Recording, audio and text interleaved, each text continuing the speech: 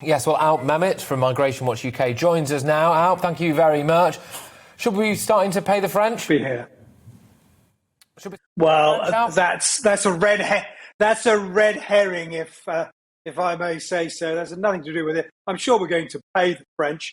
Whether it's right to be paying the French to do the job that they should be doing anyway is another matter. Very clearly, they're not even doing that, going by the footage that went out on Sky over the weekend or a few days ago.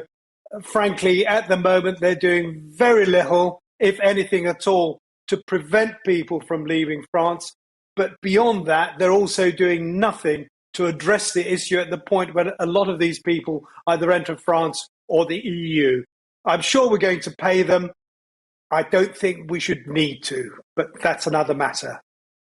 Yes, I mean, I think when we do eventually pay them, we should have very strict conditions. It should be based on the performance, because clearly they're not doing a very good job. But, you know, this issue seems to be ongoing. It has been ongoing for so long, and we know levels are unprecedented. I mean, what on earth is the solution?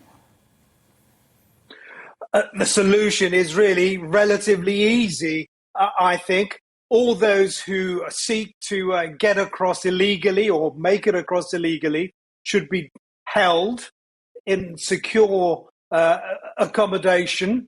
They should be having their cases dealt with quickly, and those who don't qualify for leave to enter or for asylum, if that is what they're asking for, should be returned.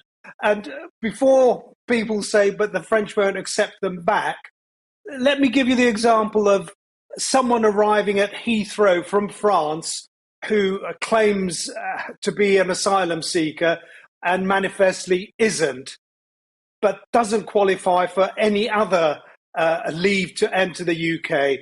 They are immediately sent back. So why doesn't that happen, and why shouldn't that happen with those coming across the Channel, who already this year are getting up towards 19,000 people? Yeah.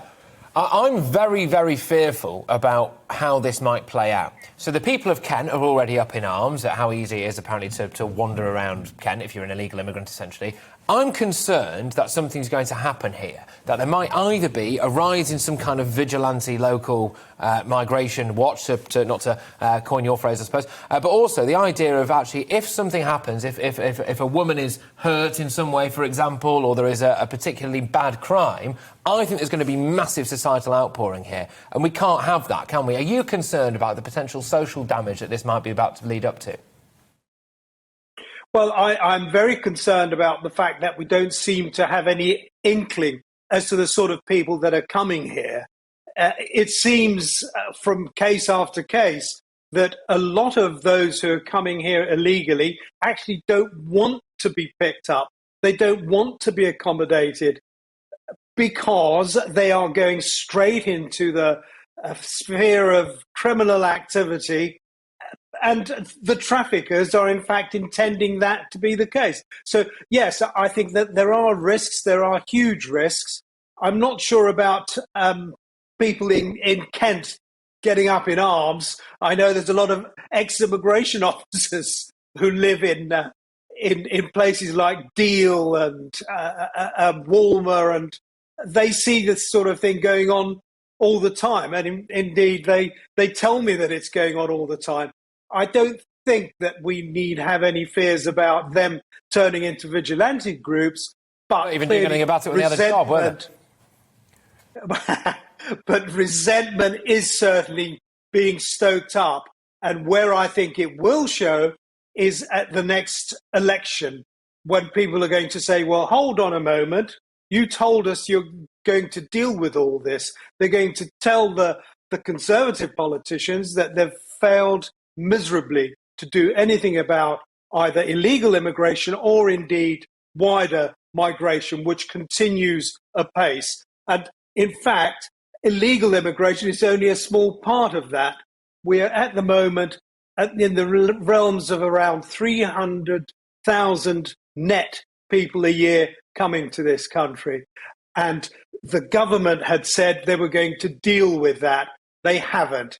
If anything, they've boosted the numbers that are coming here, and they're clearly doing nothing about the illegal migration that is going on across the Channel.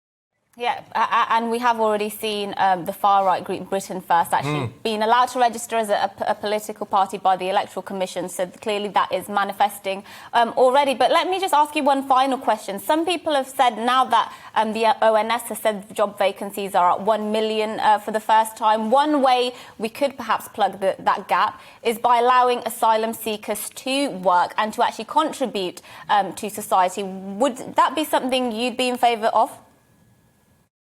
I think that would be a nonsense, frankly, as if there aren't enough pull factors already to add to them, I think is wrong and would be a huge, huge mistake. All it would do is encourage people to make their way here in even greater numbers than they are at the moment. Welcome to the GB News YouTube channel. You can watch us live 24 hours a day, catch up on your favourite shows and join in the conversation in the comments below. Don't forget to subscribe and you'll never miss any of our exclusive content.